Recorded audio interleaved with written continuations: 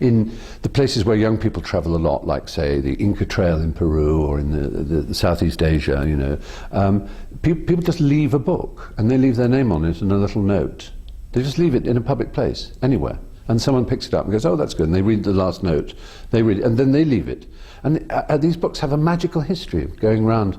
And it's travel and reading are, you know, to me, such extraordinary pleasures that I couldn't conceive of life without them. And they constantly teach you. They don't just teach you about the rest of the world. They teach you about where you come from. There's a saying, I think it was Kipling said about England, where he came from. So, what do they of England know that only England know? What do you know about your own country if your own country is the only country you know? You don't know America unless you've travelled outside and you see, then you think, oh, gosh, we do things differently. I didn't know. I thought the way we did this was so natural and normal, but they do it completely differently. You learn so much about your own country by travelling. Also, I think, to me, the people I've always admired most have had heroes, are sort of shameless about the fact that you admire other people. If there's a phrase that makes my heart sink, it's not impressed. You know, people who just say, yeah, I saw it, not impressed. You know, as if, well, who cares whether you're impressed? It's such a, you know, such a vain thing to say, as if your standards are so high that, you know, you need to be impressed. To impress me, you've got to be damn good. I mean, there are things we don't like, there are things we think are substandard or, you know, ordinary, in which we can turn away from. But it's wonderful to rush headlong at something with enthusiasm, like a puppy, for things you admire and people you admire. Sometimes they'll disappoint you, you know, some great singer or some fabulous painter or writer may turn out to have had a pretty horrifying private life or to do unpleasant things to animals or whatever. But to admire is enormously helpful. I think, because it's one of the most natural things, and mentoring is, of course, at the heart of this. One of those natural things is to sit at the feet of a master and to learn. You know, you see it in all cultures. In Eastern cultures, you have a very particular image of the, you know, like Kung Fu or something, you know, with Grasshopper sitting at the feet of his Shaolin priest, teaching him so many things about mind and spirit and body and so on. But also, you know, if you wish to, everyone knows if you wish to learn, say, the guitar, it's not exactly a master then, it's usually a friend. They hand it to you and they go, no, put your finger like that, you know, play that, and then just play that in that rhythm, and then when it's time for the change, it's that one, yeah? And you wow, and say, oh, I found a new chord today, look at this.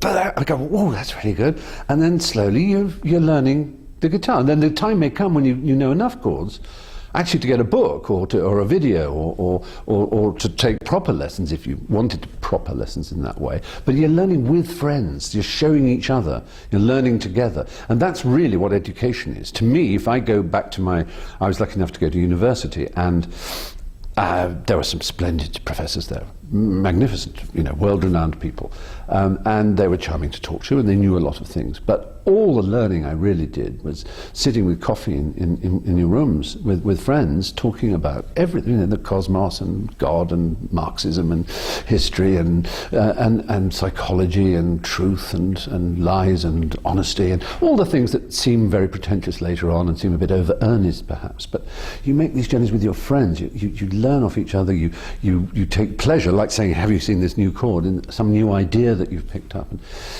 so again, you know, learning is all about other people. It's not about yourself with your head in a book. I mean, there are things you can learn, of course, from, you know, dummies guides and serious instructional works, but I don't think many people I know who've mastered anything have done so from that. They've done it through their interaction with others.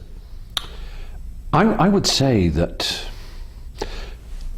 probably one of the most wonderful things you can be given in life is the ability to give. Sometimes, because I've had a lucky life, and, you know, I have an opportunity to give something or whatever, time or money or whatever it might be, or a presentation or a speech or something, and people say, oh gosh, it's so kind, and I said, well, which would you rather be? Would you rather be someone who asked for help or money, or would you rather be someone who's in a position to give it? It's so obvious which it is. No one wants to ask. Everyone wants to give. And it astonishes me when I do meet people in my profession who who are closed to turning up to anything. I mean, I can understand why people wish to guard their privacy and they don't have to turn on every red carpet just because it's a charity event. But there are so many ways you can use any accumulated wealth or reputation or influence you may or may not have that are helpful for other people. And it's just the most natural and wonderful thing to pass it on. Almost everything I do, I sort of aim at my 14, 15-year-old self. I had a very troubled childhood, and it ended up with me going to prison. And I still want to talk to that young me. I still want to, do things for him. This is the book I would like him to have read when he was 16, sort of thing. I write, and not. I hope that my books are preachy or teachy, but I think sharing the benefits of life is the benefit of life, oddly enough. I think probably everybody watching me now has more power in any real sense in which power matters than, say, Louis XIV or Napoleon. We don't have power of life over death, which is probably one we don't want, so that's quite good. But just in terms of when Napoleon wanted to know something, he would have to send people out to Egypt to bring back a stone or something, and scholars would gather and talk about it. And similarly, if he wanted a spice, ships go away and come back. We can go into stores on the corner of the street where the bounty of all 5 continents is heaped up in ways that has never been known. We have access to everything, and most importantly, to information, to knowledge. But is it knowledge? And where does it come from? How can we trust it? And is knowledge the same thing as truth? Is knowing that the Spanish Armada attacked Britain in 1588 actually knowledge? Or is it just simply, in today's technology terms, a sort of piece of metadata that's just flagged in history? It's really no more than that. Without knowing what that means, 1588 Armada, it's pointless, or 1776, or whatever date you choose.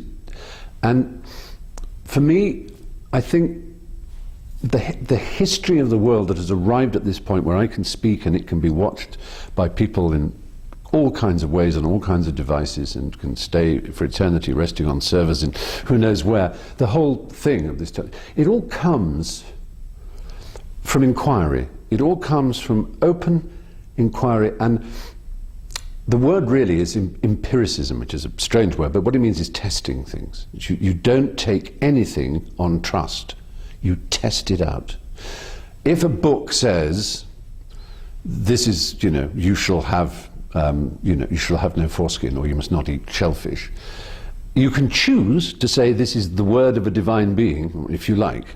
It doesn't really get you very much further forward, but it can connect you to your history and your people, and it's, I'm not here to disrespect that. Those happen to be laws that are from my people, as it happens, and I don't well, the first one I had no choice on, but I eat seafood, I eat oysters or whatever.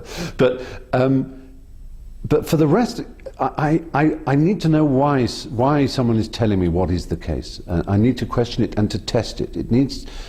Authority comes from the validity of information, being repeatable, being open, being free, and not coming with a threat, and not being just told this is the case and you must believe it or you die, which is, as we know, probably the biggest problem facing the world, the people who say things like that. And unfortunately, it's the young that they appeal to. You're unlikely to find the 50-year-old being converted to a fundamentalist belief in something, which means that they think people should die for not believing the right thing or for using casual language about their divinity or whatever. You won't find a 50-year-old you may find one who's grown up like that, but you won't persuade a 50-year-old to behave like they just know the world too well and go, come on. But unfortunately, an 18-year-old who's lost or feels the world is unjust, and he's right, it is unjust, the world might be better if we were all ordered and we all behaved, it might be. But we know that, ordered is a dangerous word, and that the riotous, chaotic freedom we enjoy, which causes so much of a headache for all of us, is infinitely better than the rigidity of tyranny and control. And religious fundamentalism is just another kind of fascism.